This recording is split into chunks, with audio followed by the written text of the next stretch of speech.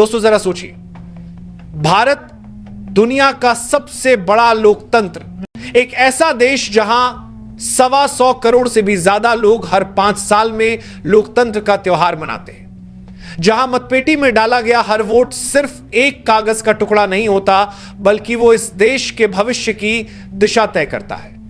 भारत वो देश जहां भाषाओं, धर्मों और विचारों की विविधता ही उसकी असली ताकत है। ऐसे विशाल और प्राचीन सभ्यता वाले देश का जब प्रतिनिधित्व संयुक्त राष्ट्र जैसे मंच पर होता है तो दुनिया के कान अपने आप खड़े हो जाते हैं। लेकिन सवाल उठता है, क्या इतना बड़ा लोकतंत्र आज भी सिर्फ एक सीट के लिए तरस रहा है? हां दोस्तों, बात हो रही है संयुक्त राष्ट्र सुरक्षा परिषद ONSC की स्थायी सदस्यता की, वो कुर्सी जिसके पास पूरी दुनिया के फैसले रोकने की ताकत होती है। दशकों से भारत इस कुर्सी के लिए संघर्ष कर रहा है। आजादी के बाद से लेकर अब तक भारत ने बार बार कहा है कि दुनिया बदल चुकी है, तो संयुक्त राष्ट्र की रचना भी बदलनी चाहिए, लेकिन हर बार कोई ना कोई दीवार सामने खड़ी कर दी जाती है। हाल ही में जब भारत को 146 से ज्यादा देशों का समर्थन मिला तो लगा कि अब सपनों का भारत सचमुच विश्व मंच पर अपनी हक की जगह पाने वाला है। पूरी दुनिया में चर्चा छिड़ गई, हर तरफ यही कहा जा रहा था कि अब भारत को वो सम्मान मिलना चाहिए जिसका वो असली हकदार है। संयुक्त राष्ट्र महासभा में माहौल ही कुछ और 15 करने के लिए भारत को सम्मान को बना पड़ता अरबी को देशवारी था। कई देशों के नेता खुलकर कहने लगे, भारत आज न केवल दुनिया की 5वीं सबसे बड़ी अर्थव्यवस्था है, बल्कि सबसे बड़ा लोकतंत्र भी है। उसकी सेना, उसकी तकनीक और उसकी बढ़ती कूटनीतिक ताकत ने उसे इस स्थान के योग्य बना दिया है। और जब सबको लगा कि अब कोई अड़चन नहीं बची, तभी दुनिया के सामने एक ऐसी चाल चली गई जिसने सबको झकझोर दिया। क्योंकि इस बार सबसे चौंकाने वाली बात यह थी कि चीन, जो हमेशा भारत के रास्ते में कांटा बनता था, उसने अप्रत्याशित रूप से भारत का समर्थन कर दिया। हां दोस्तों, वही चीन जो हर मंच पर भारत को रोकने की कोशिश करता है, इस बार भारत के पक्ष में खड़ा दिखाई दिया। और जैसे यह खबर आई, पूरा भारत जोश से भर उठा। सोशल मीडिया पर भारत बनेगा INSC का सदस्य ट्रेंड करने लगा। लेकिन राजनीति के खेल में मुस्कानें हमेशा सच्ची नहीं होती, असली चालें तो बंद दरवाजों के पीछे चली जाती हैं। भारत को अंदाजा नहीं था कि उसे धोखा वहां पर भारत क्या बनाएंगे, बंद पर हाथ दोष के लिए थोड़ से भारत के लिए मिलेगा, जहां से सबसे ज्यादा उम्मीद थी। भारत हमेशा मानता रहा कि तुर्की और सऊदी अरब उसके सबसे बड़े विरोधी हैं। दोनों देश बार बार पाकिस्तान के पक्ष में बोलते रहे, हर अंतर्राष्ट्रीय मंच पर भारत को नीचा दिखाने की कोशिश करते रहे। लेकिन जब असलियत सामने आई तो सब दंग रह गए। पता चला कि यह सब तो सिर्फ मोहरे थे, असली खेल तो कोई और चला रहा था। दोस्तों, वो कोई और कोई नहीं बल्कि अमेरिका था। जी हां, वही अमेरिका जो दुनिया भर में लोकतंत्र, समानता और न्याय की बातें करता है। वही अमेरिका जो कुछ महीने पहले भारत के प्रधानमंत्री के साथ मंच पर खड़ा होकर कह रहा था कि भारत का समय आ गया है। लेकिन जब निर्णायक क्षण आया, जब 5 स्थायी सदस्य देशों के बंद कमरे में मतदान होना था, तब उसी अमेरिका ने वीटो का इस्तेमाल कर दिया। एक वीटो जिसने भारत के सपने को रोक दिया। अब आप सोचिए, यह वीटो कितना ताकतवर हथियार है। संयुक्त राष्ट्र सुरक्षा परिषद में 5 स्थायी सदस्य हैं, अमेरिका, रूस, चीन, फ्रांस और ब्रिटेन। इन 5 में से अगर सिर्फ एक भी देश ना कह दे तो पूरा प्रस्ताव वहीं खत्म। और यही हुआ।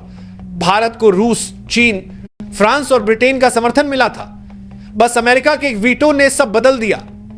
भारत की जनता को यकीन ही नहीं हो रहा था। आखिर वही अमेरिका जो बार बार भारत का दोस्त कहता है, उसने ऐसा कैसे कर दिया? लेकिन दोस्तों, यही तो असली राजनीति है, जहां दोस्त और दुश्मन के बीच की रेखा हमेशा धुंधली होती है। दरअसल इस पूरे खेल की बुनियाद पहले ही रखी जा चुकी थी।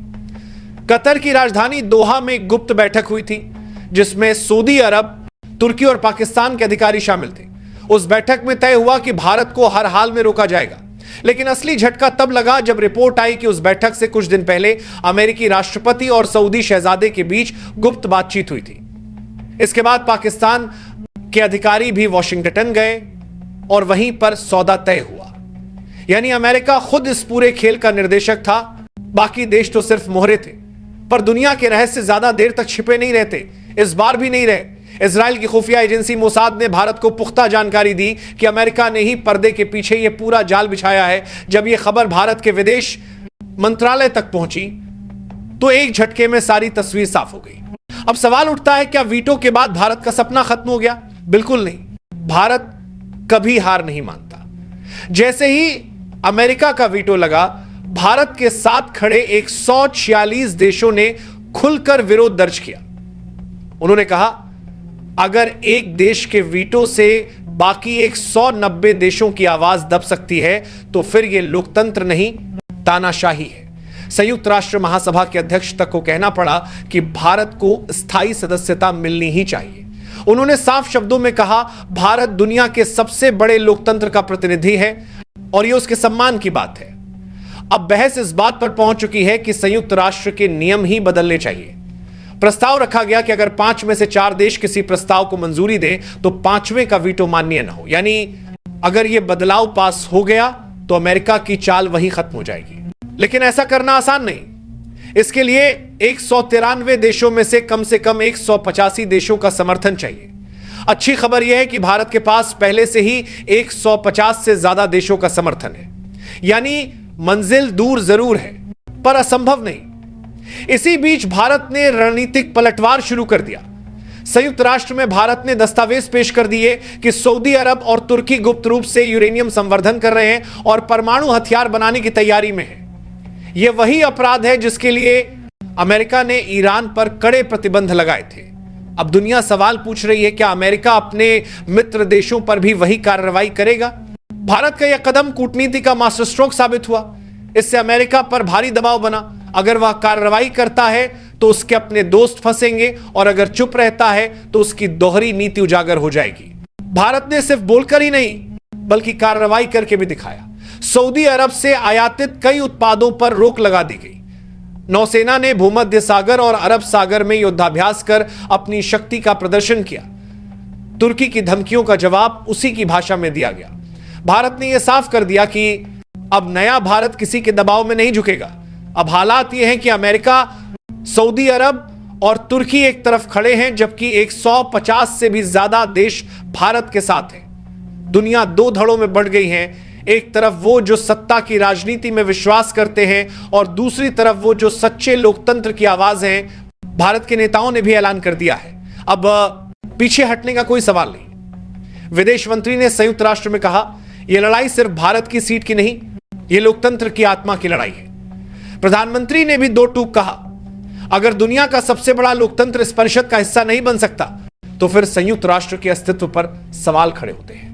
भारत ने साफ कर दिया है कि वो या तो स्थायी सदस्यता लेकर रहेगा या फिर अपने समर्थक देशों के साथ मिलकर एक नया वैश्विक संगठन खड़ा करेगा जहां बराबरी, न्याय और सच्चाई को प्राथमिकता मिलेगी, न कि वीटो की मनमानी को। अब पूरा विश्व यही पूछ रहा है, क्या भारत को उसका हक मिलेगा?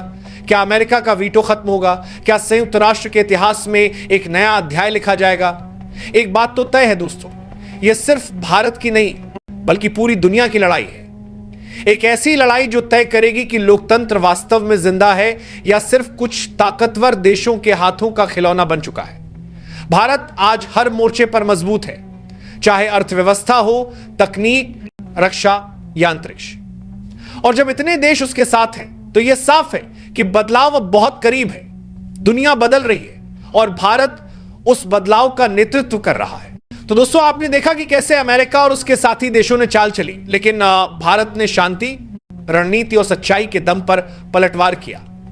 खेल अभी खत्म नहीं हुआ है। यह तो बस शुरुआत है उस नए विश्व क्रम की जहां भारत सिर्फ दर्शक नहीं बल्कि निर्णायक भूमिका निभाएगा।